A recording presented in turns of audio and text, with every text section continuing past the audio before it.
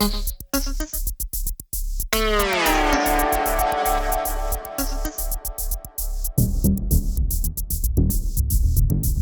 guys, and welcome to Piano and Keyboard Artist, where we discuss the artists related to pianos, keyboards, and synthesizers. And continuing with my Depeche Mode album review series, this is Violator Part 2.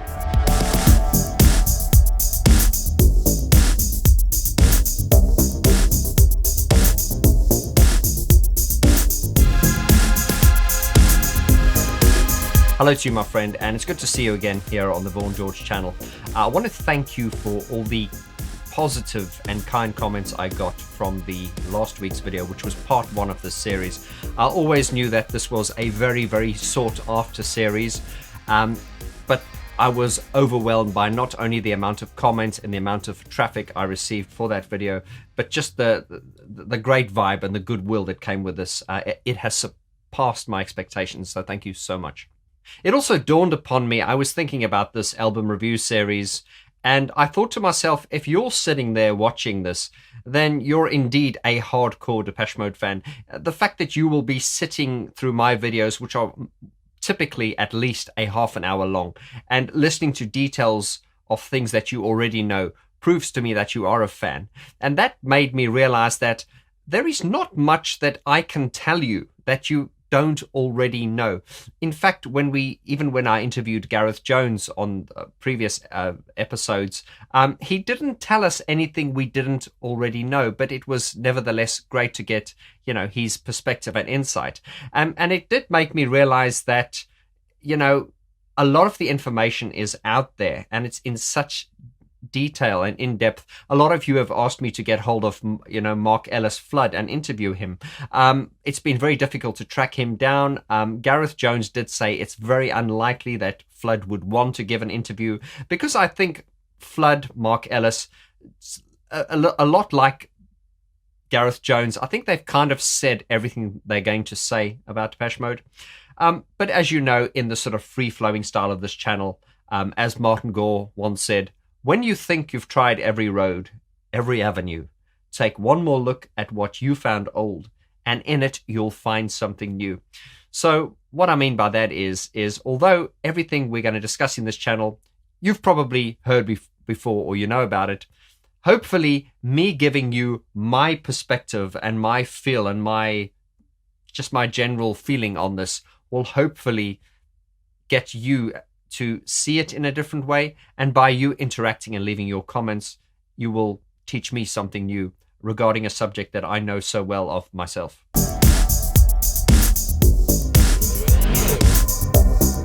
Right, so this episode we're going to focus on the sound and the production in free-flowing style. Now, when I talk about the sound of this record, many things come to mind. But let's run through the songs sort of in chronological order, and then I will just tell you what I mean. Bearing in mind that in later episodes, we are going to do a separate episode for each song. This is going to go on for a while, guys. You wanted it, so here goes. Kicking off with World in My Eyes. World in My Eyes, the moment I heard it, I just thought, this is incredibly futuristic. It was like nothing I'd ever heard before. Just the way it starts, it's a very dry, open, minimalist sound. Just the dun dun dun dun dun dun dun dun dun dun dun dun dun dun, and the way the notes move, it's very unconventional. There's nothing. The progression is very from the left field. Dum dum dum dum dum dun dun dun dun dun dun dish dish do do dish dish. We've got that dish dish dish dish dish dun dun dish dish dish dish dun dun dun dun dun tick tick tick tick tick tick tick. Okay, now that sounds mad, but if you're a Depeche Mode fan, you know exactly what I mean. From the word go, just the way that first bass line comes in, dun dun dun dun dun dun dun dun dun dun. It's very direct. It's very quirky at the same time. It's very dry, and then you've got that dish dish dish dish dish kind of, on a sort of on a separate kind of beat to it, but it's kind of offset, so it gives it this. Can't even find the words for it, and then I just love the way the snare type sound. It's not even a snare. What the hell is that sound? The way it comes in on the offbeat, and then you've got the hi-hats, tick, tick, tick, tick, tick, tick, tick, tick, very metronomic and tick, tick, tick, tick, tick, tick. Fast forward to the melody, the tuk, tuk, tuk, tuk, tuk, tuk, tuk, tuk. It's very weird. It's a strange sound. Understand, I will do a separate video on every song using some of the iconic sounds, so just stay with me here. The whole feel is so mad, and even the "let me take you on a trip around the world and back, and you won't have to move, you just sit still," the that bendy sound, and the buck, buck, buck, buck, buck, buck, buck, buck, and that snare, and it's got on the snare, it's got this. It almost sounds like someone going into a microphone, and and then they layered that over a snare. I don't know how they did that. And in fact, you're going to hear me say that a lot on this album, is how the hell did they make some of these sounds? It is an absolute head scratcher. But we're going to try my best to stay on topic here. World in My Eyes, very, very futuristic. And I love it when it gets to the "that's all there is, nothing more than you can feel now." The way Dave sings it, the baritone, "that's all there is." And then Martin doing his part in the lighter head voice, "that's all there is, nothing more than you can feel now," with a lot of, sort of like vibrato. And Dave's been very sort of like anchored and, rounded baritone. But also, I love on the chord progression on that part, tick, tick, tick, tick, tick, tick, and you've got that sort of sustained note. I think it's played on the D sharp, tick, tick, tick, tick, tick, tick, tick, tick. There is so much going on there, and I mentioned this on the first video, is that this record sounds very minimalist. There's not many parts to it. It's certainly not as part rich, or it certainly doesn't sound as layered as, let's say, Black Celebration or Music for the Masses. As far as pinpointing individual elements, there are fewer elements to pinpoint. But once you take that element and you from macro to micro and isolate it, you will see there are so many nuances and particular characteristics that make up that individual sound. In fact, I know so many friends and geeks that have analyzed this record and tried to reverse engineer the sounds, and this is an absolute head scratcher. It is the record I keep on coming back to. But yeah, there's a lot that I can say. But World in My Eyes is a very futuristic sounding song. And in fact, this whole record is futuristic sounding. It was futuristic sounding in 1990. And it is futuristic sounding now because it hasn't dated. There is nothing in this that you can point to and say, "Oh, that sounds dated." The older I get and the more I learn and understand about music and production, the higher this record goes up in my estimation. It is mind-boggling, and I'm going to say that a lot. Come on to the Sweetest Perfection. And once again, I've mentioned how this album flows. The track listing and the order is just perfect. So the Sweetest Perfection, just the way it starts, the way World in My Eyes fades out. I love the old fade out in songs. They don't seem to do that much these days, but fading out, a fade out in a song means etc., etc., etc. It means carry on. Notice how fading out in songs is not a popular thing anymore. Songs tend to just end. Anyway, another story. The Sweetest Perfection starts off with that and it always to me sounded, I don't know, when I was younger, it reminded me of a pressure steamer. My mom used to have this casserole dish with like a, what's this? Yeah, it had like this, like a pressure cooker, and it reminded me of that. And it builds up and it just comes in with this boom, boom, boom. And the bass line to this, it's really, it's kind of sexy and sleazy. It's boom, boom, boom, boom, boom, boom, boom. Boom, boom, boom, dun, dun, dun, dun. And it hasn't, it's low, but the top part of the bass sound has a real sort of like FM bass sound. If you're a producer and a geek, you'll know what I mean. But I like the way Martin's voice comes in, sort of right at the beginning, once the build up. the sweetest perfection to call my own. It's so intense. It's a little bit over the top, but in the most perfect way.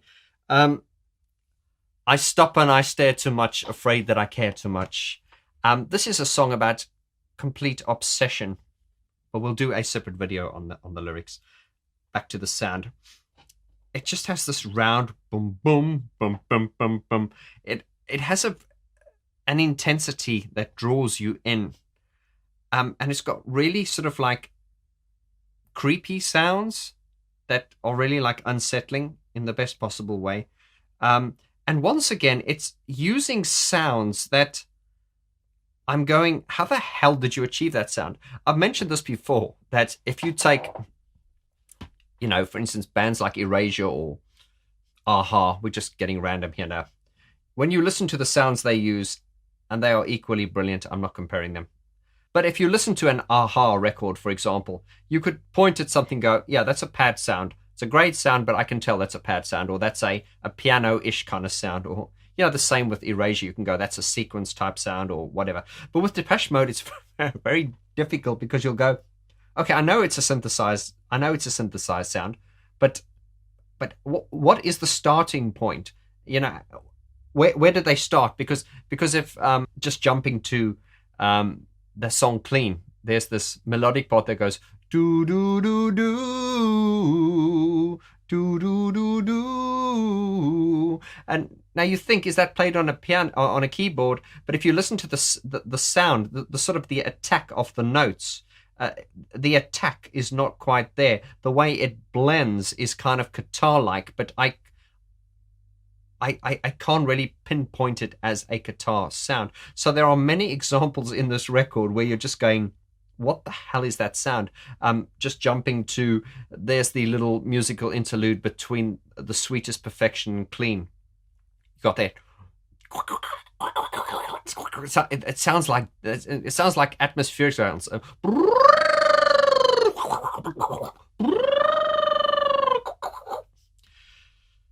But you listen to that and you go, what is that? It's beautiful. Of course, in the moment when you're losing yourself in it, you're not concerned with what the sounds are. And indeed, that is the way to listen to music.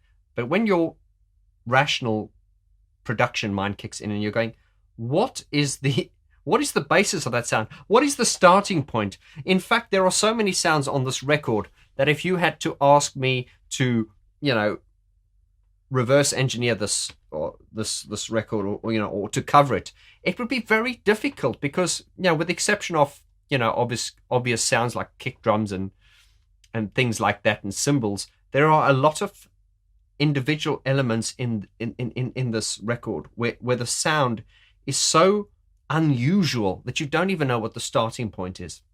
I think I've made my point there. But the Sweetest Perfection as well, also when it gets to the end, it's got this it's got this like weird phasing reverse sound.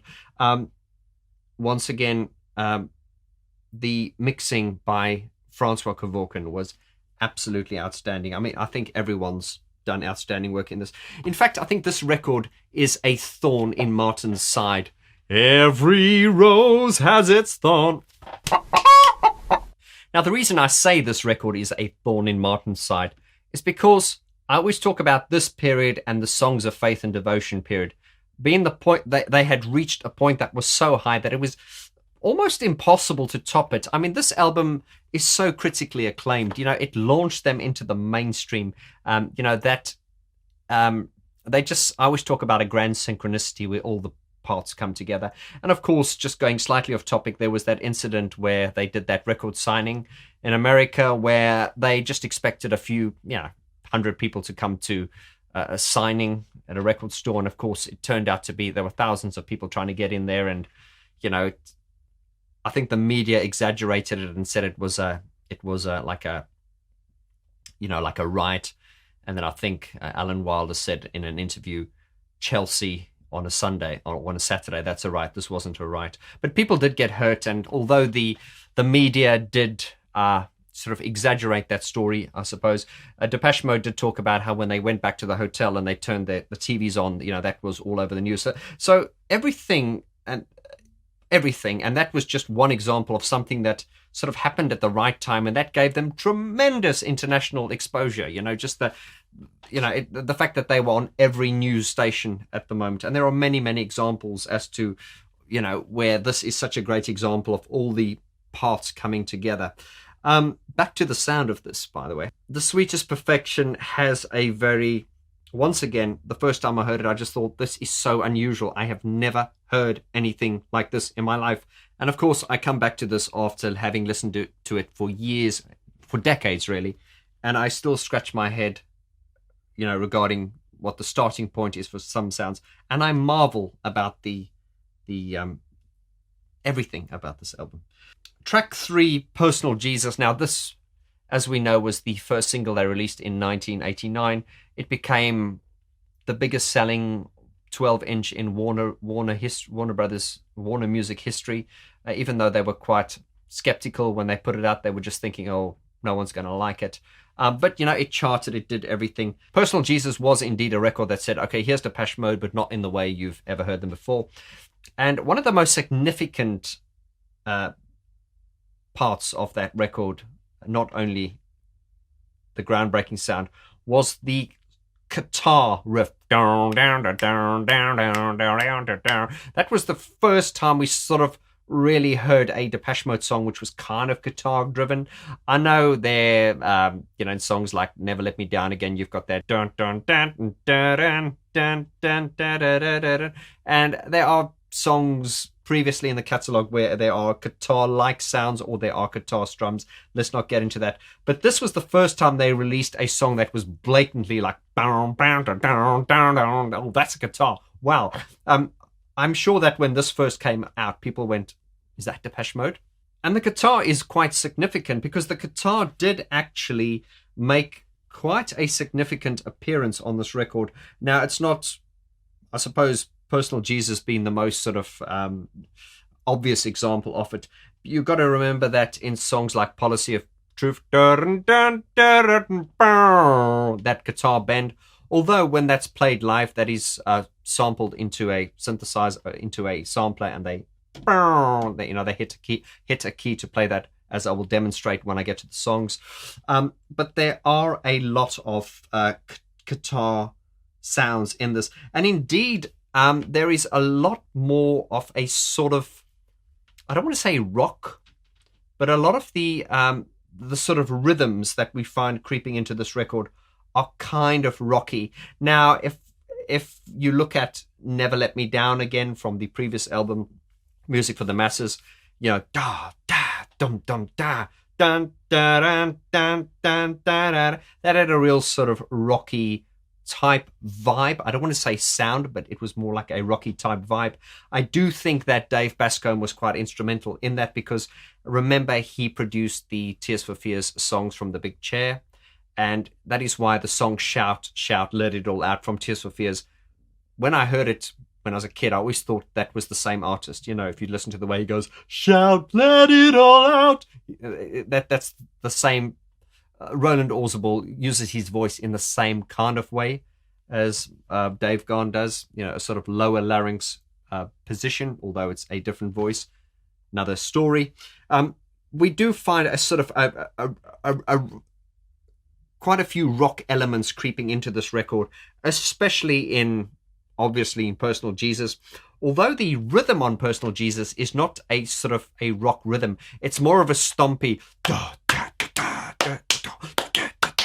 And there's a mix online, which I will post the link to.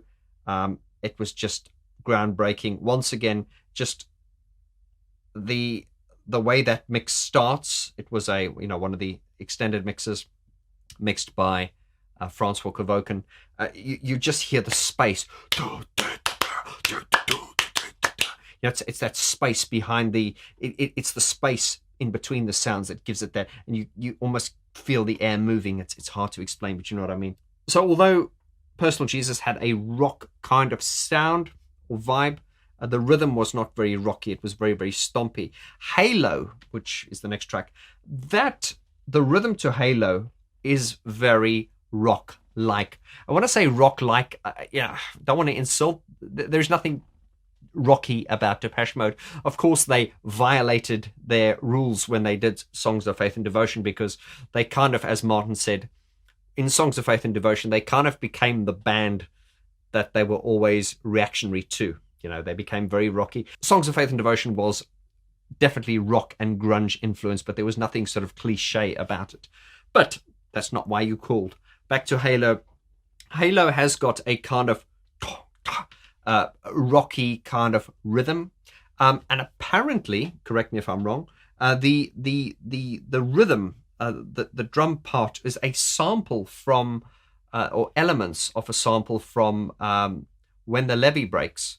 Now, remember, in Music for the Masses, they used the snare sound from When the Levee Breaks, and in this song Halo, they used rhythmic elements of that. So you'll be surprised, actually, and this is from some very good sources I know in the industry. I'm not going to go into that now, but they've told me if you knew how much sampling was on this record, you'd be surprised. In fact, there's a lot of sampling in this record. There are a lot of sounds sampled from records, string sounds and stuff that I would have thought and you would have thought were kind of generated from scratch. They were actually sampled from other records. But remember, this was done in a time where, music technology was definitely not, as sophisticated as what it is today. To achieve this in 1990 would be a lot harder to do than these days. But as I always say, necessity is the mother of invention. I find that these days, because of all these conveniences we have, that sometimes makes us try a lot less harder. And this indeed was a period where you had to try a lot harder. And my God, what a record. Have I said that before? Sorry, I'll say it again. I'll say it again. The sound of Halo, obviously very futuristic. Once again, when I heard it the first time, I was just like, oh my God, I've never heard anything like this. I just love that lead sound. Dun, dun, dun, dun, dun. Dun, dun, dun, dun, dun, dun, dun, dun, dun. It's very machine-like. It's not melodic. It's just dun, dun, dun, dun, dun. And it's very brutal in the way the sound pans, through the sound spectrum, from left to right and back and forth. It's amazing. Once again, I will demonstrate all these songs in detail when I break them down. Remember, one song per episode. We're going to go completely down the rabbit hole. We then get on to, after Halo, Waiting for the Night. Now, Waiting for the Night is a beautiful, beautiful, once again, how do you define it? It's kind of like a lullaby. It's got that little dun, dun, dun, dun, dun, dun, dun, dun. There is a star in the sky. This is the most stripped back song on the album, and it really allows Martin and Dave's voices to really take, the center stage. And the harmonies on this are beautiful. I believe the bass, or the sort of sequence for this, was using Flood's ARP 2600. But that's all just gear and geeky stuff. Also, what's lovely about this record is if you're listening on headphones, put the headphones on, okay? Here's your exercise for today. Put the headphones on and then pull one of the cans off and listen how the bass line goes doom doom doom doom doom doom doom doom doom, and on the other side, take this side off, put this side on, the bass line goes doo doo doo doo doo doo doo. The bass line, just see what I mean. Listen to the song with one ear open and then do it the other way, and you'll notice how the bass line is so well sequenced. Okay, if you drop it into mono, you won't get that effect, but the stereo effect on this, just how the bass line, is panning from left to right and working. It's like in the left ear, it's kind of like, I don't know if it's playing in triplets. I haven't checked it out yet. I haven't analyzed it, but it's doom, doom, doom, doom, doom, doom, doom, doom, doom, doom, doom. And on the right hand ear, it's kind of like a sequence. So you've got these two separate rhythms kind of playing off each other, and it's it's absolutely mind-blowing. I'm waiting for the night to fall. The sound of Waiting for the Night is very futuristic, but it has kind of like a tender familiarity about it. You know, it's that real sort of like this, I think it's like the comfort of a lullaby. And I just love the way Martin carries it out. Yeah, we'll go into a lot of detail when we do the song by song analysis. Once again, talking as an album flow, as it ends,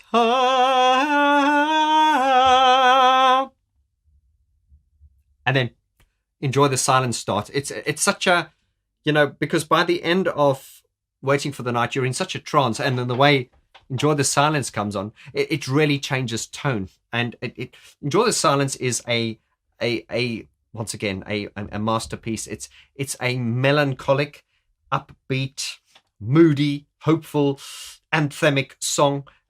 Amazing how many different moods they could fit into one song, and Enjoy the Silence is that type of song. In fact, Enjoy the Silence is a textbook, absolute textbook example of how you take a demo and you turn it into something else. And remember that Martin used to always present demos in a very complete form. As I said in the previous video, listen to the demo of Shake the Disease. Although the demo does not sound as sonically brilliant as the complete, you know, the finished product, the actual, all the elements and the musical parts are there. And the brief, the instructions that Martin was given before they did this record was, Martin, when you come to the studio next time with your demos, can you just bring something very sparse and very just, we basically just want you to give us the idea, but we don't want you to present something that is so complete that there's no room for us to add, you know, to contribute to.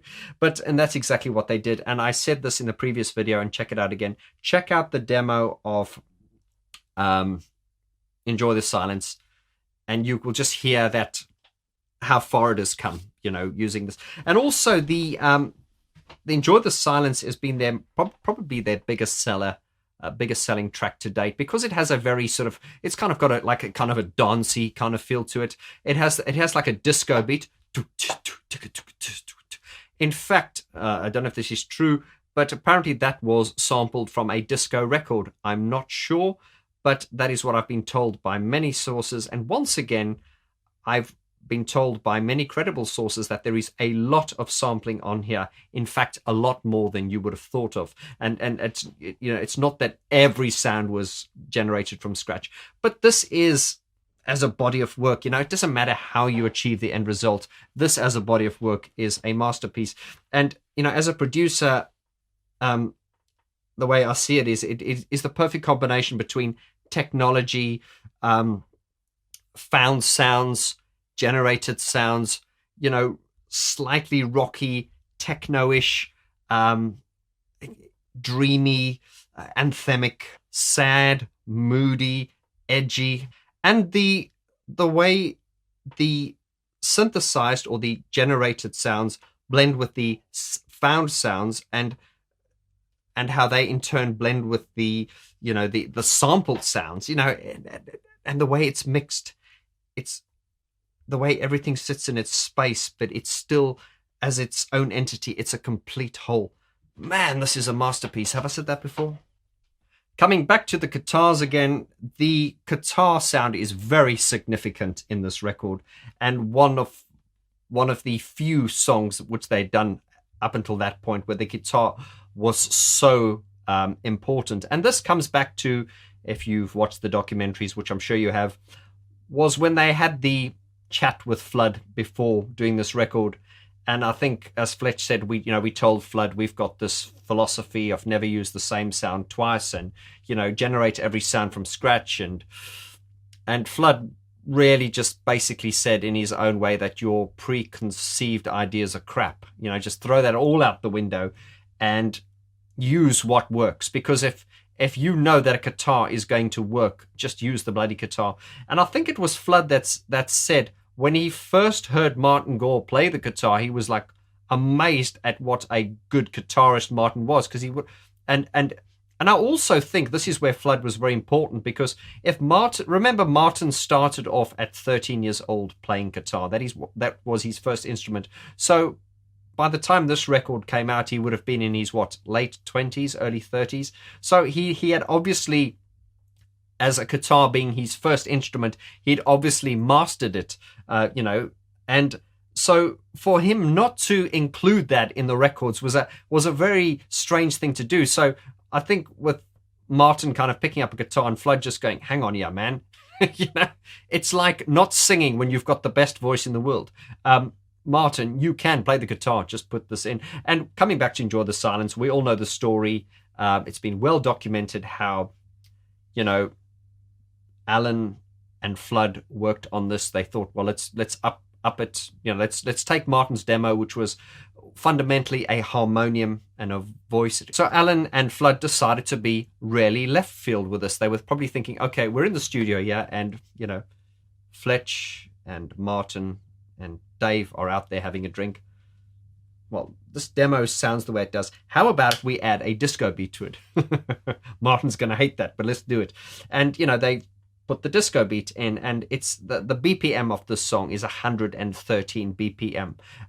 Once again, I believe, I'm not sure, but I believe that the beat, and the kick was sampled from a disco record. I'm not sure about that, but I've heard that from a lot of people.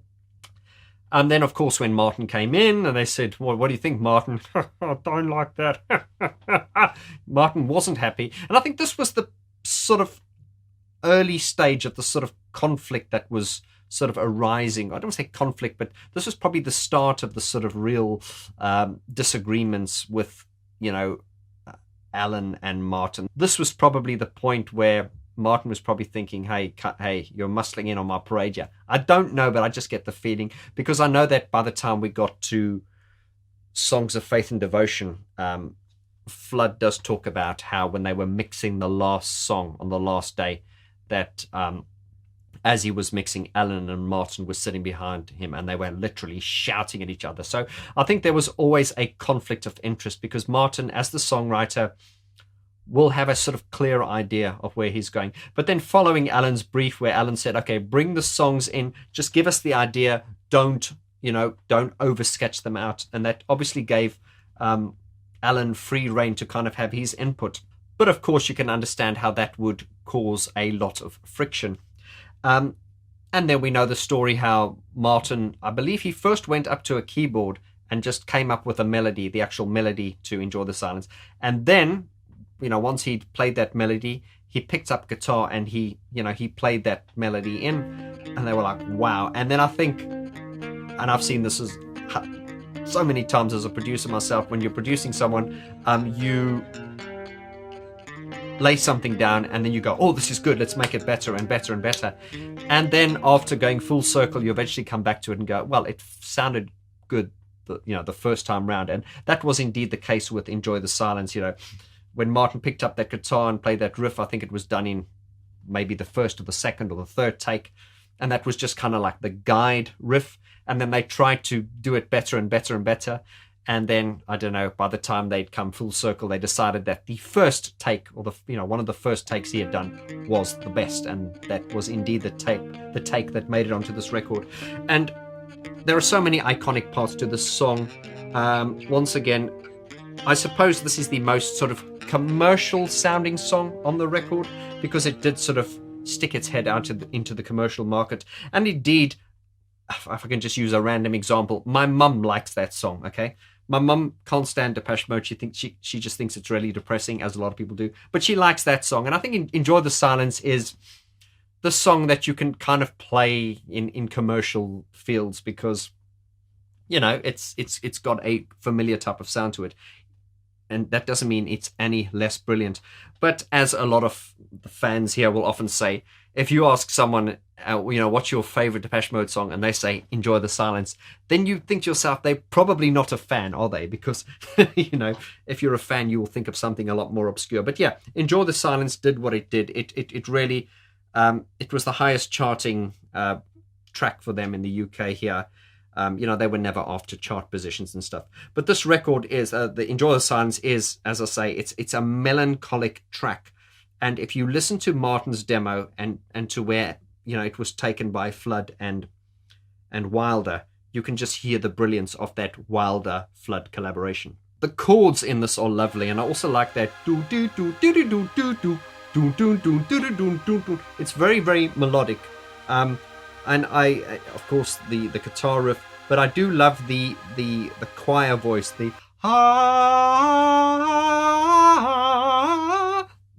excuse me. That is Martin's voice, which he went and they sampled it into a keyboard and probably layered it with some choir type sounds, or I don't know how they've done it, guys, but sounds fucking amazing. Enjoy the Silence fades out, and then we get the Enjoy the Silence. And then you've got that really moody interlude. Bow, bow, bow, bow, bow. And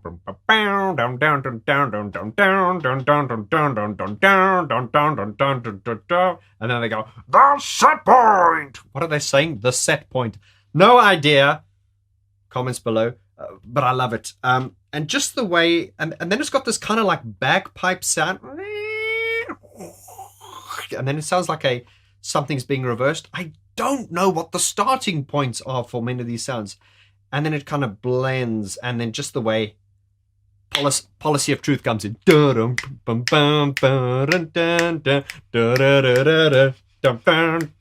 it's got kind of like a, it's got this kind of like, like,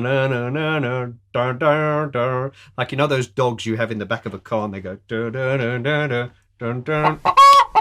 probably not the best example, but it has, what I'm trying to illustrate is if you take Enjoy the Silence, how it's this beautiful, upbeat, melancholic, moody ballad love song masterpiece, and then it just Enjoy the Silence. You've got that.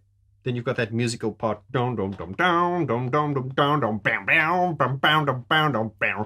in that part, it sounds like an elastic. Reminds you of an elastic. What the hell? And just the way Policy of Truth starts. Once again, it's a change of tone. And then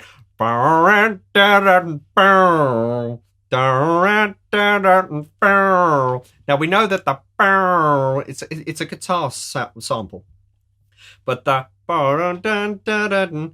keyboard sound layered. I don't know what the starting point was. You had something to hide. You should have hidden it, shouldn't you? Once again, we'll talk about the lyrics and the structure in later videos. If we start back in World in My Eyes, remember, World in My Eyes is more like a quirky, kind of futuristic. Sweetest Perfection. I wouldn't even know what to put that in. Personal Jesus. Rocky sounding, but with like a stompy kind of beat. Very, very futuristic. Halo, once again, a more rocky type rhythm. Waiting for the Night, a beautiful, bittersweet, dark, ethereal ballad. Enjoy the Silence, a ballad with a disco beat. No wonder Martin just hated the idea. And Policy of Truth, industrial sounding, modern, but with a rock kind of rhythm.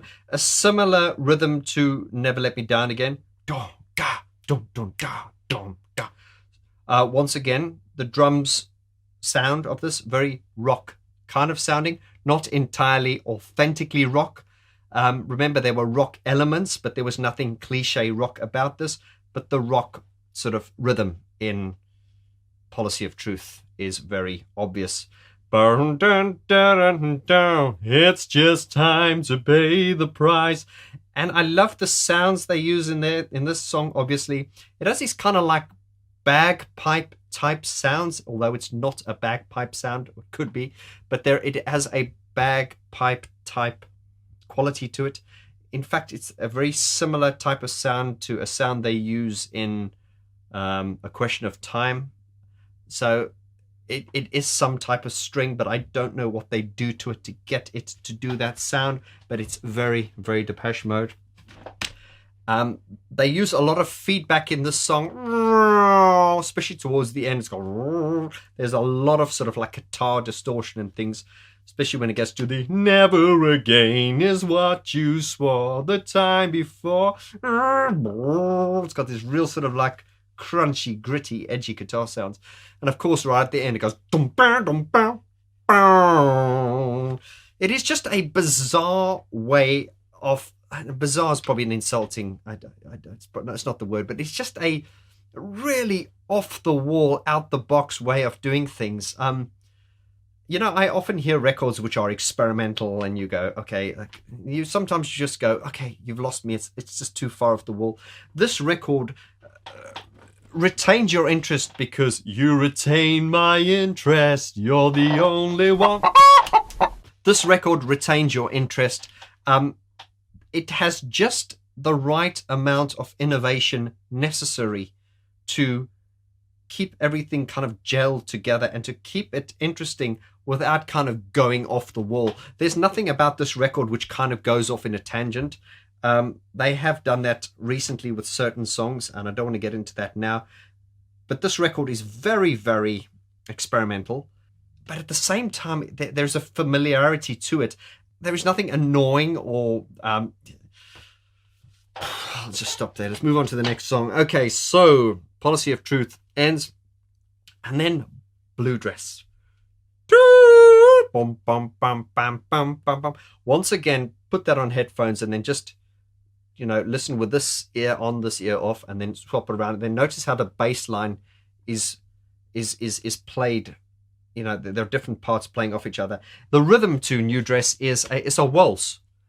It's 1 2 3 1 2 3 1 2 3 1 2 3 1 2 3 1 2 3 1 2 3 1 2 bum bada bum bum bada bum bum bada bum bum bum bum bum bada bum bum bada bum bum bada bum bum bum.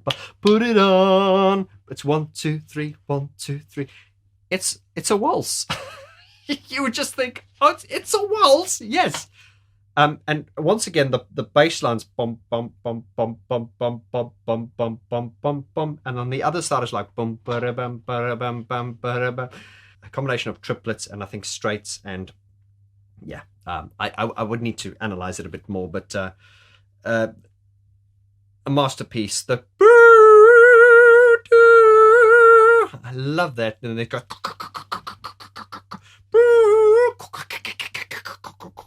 Put it on and don't say a word. Put it on. I love this song. This is one of my favorite Martin Gore songs. I know there's some people who don't really like this song, but this to me it'll have a soft spot in my heart. I mean, I'm not having anything bad said about Violator. Once again, when you get to because when you learn, you'll know what makes the world. So, you know, there's no guitar in until that point, but just in those little breaks. Because when you rung, you know rock makes a world turn. And I love it when we get to say you believe. Dum dum dum dum. You've got these piano chords. Dum dum bum, like sort of like low dark piano chords, which is very typical in Wilder's type production. He uses that a lot in his Recoil stuff. Once again, this song, if I was to define a style of it, it's kind of like, it's also like a lullaby. It's like a lullaby in a waltz timing. But it's just so tender. And yeah, the lyrics, which we'll go into later, I think it's Martin thinking, okay, he's just watching this girl, she's naked and she's putting on a dress. And Martin, you kinky bastard.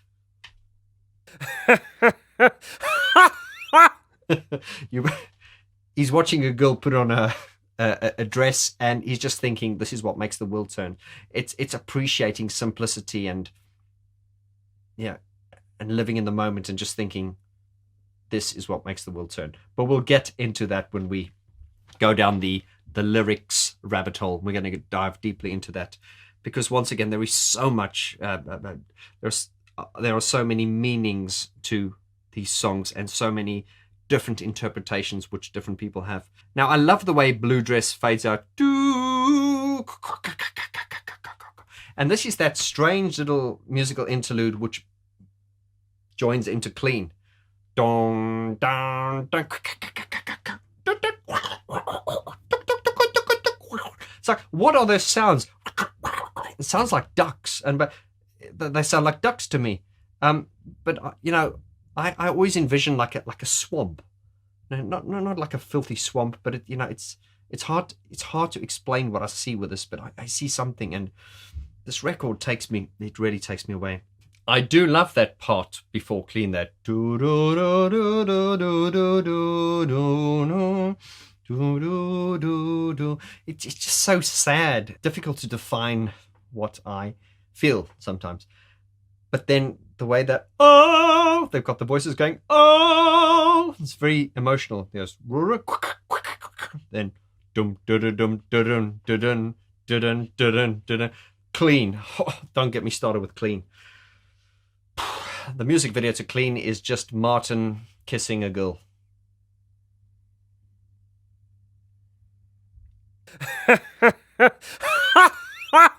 I can just imagine when that music video was made.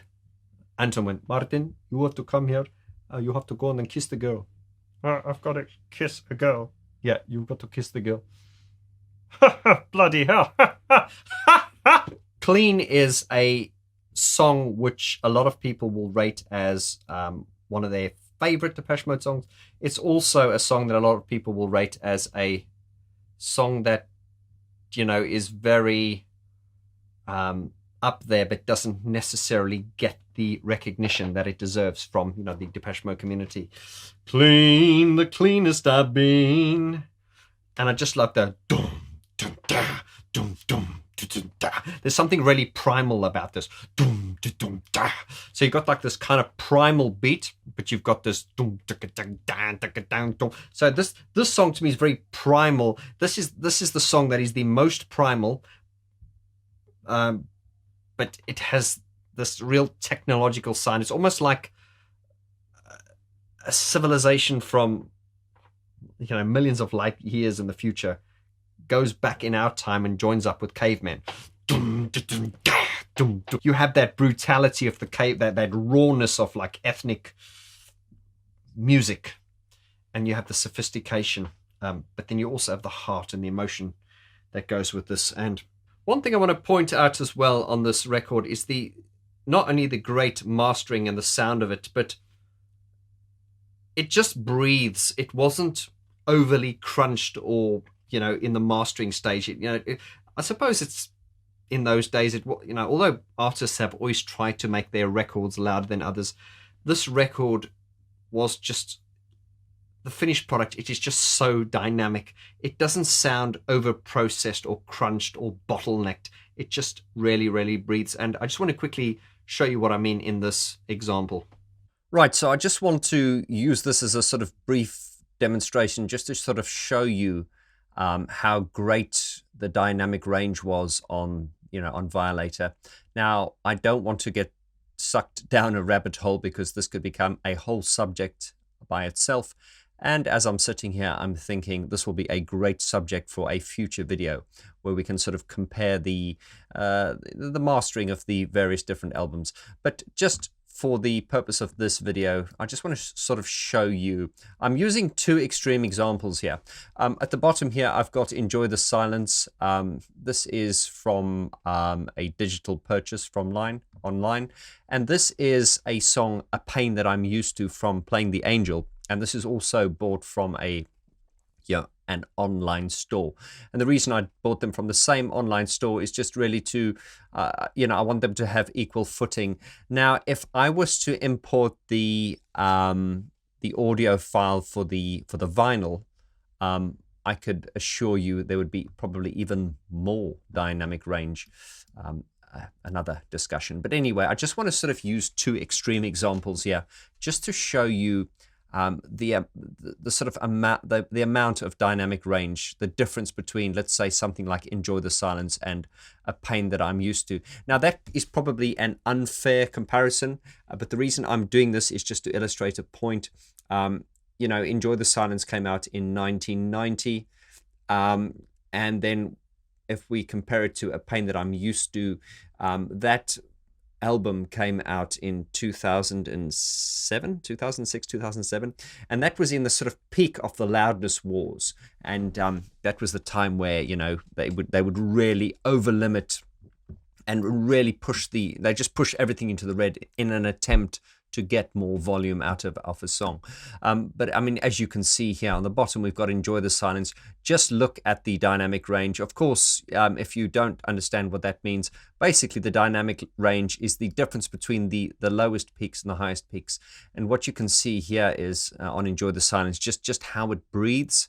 You know, there's so much space. And A Pain That I'm Used To, just look at it. It's just kind of like, it's almost just like a block. It's especially apparent when we get to the loudest part of the songs. If we're on Enjoy the Silence now, I should think this is probably around about where the chorus kicks in. All I ever wanted, all I ever needed. Can you see there's still a lot of dynamic range? But whereas A Pain That I'm Used To, just look at it. There are no sort of peaks and troughs. It's just like a solid block. Look, it's just like maxed out, and it's kind of cut off on the top there. Look at Enjoy the Silence. Just look at the difference between the highest peaks and the lowest. You know, there is such a dynamic range. But look at A Pain That I'm Used To. It's just like a solid block. It's just outrageously maxed out. You guys know that I do actually like A Pain That I'm Used To, and in fact, I'm a big fan of the Playing the Angel album.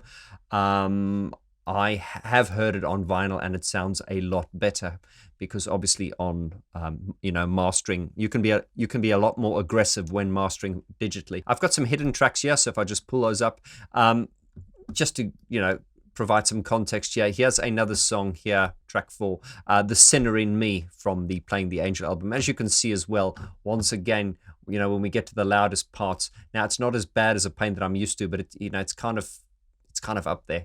If you take something like The Sweetest Perfection from Depeche Mode, which is this track here, can you see how much dynamic range there is? It's just so much. It just breathes so much more.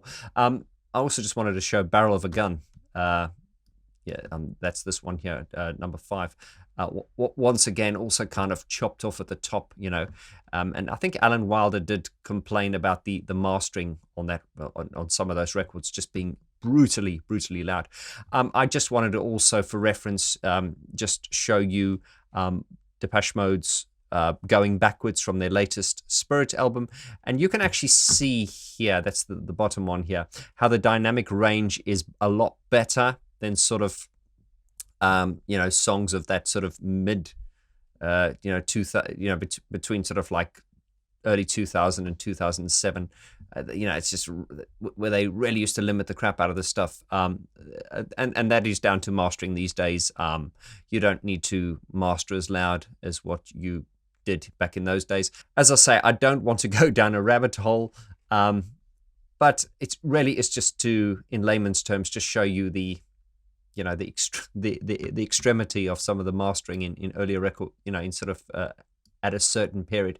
But if I can just get you to focus on this one here, the Enjoy the Silence one, just notice how dynamic that is. It's not maxed out. It's not, once again, the difference between the highs and the lows is quite dramatic or dynamic. It's not like Pain That I'm Used To, where it's literally just slammed.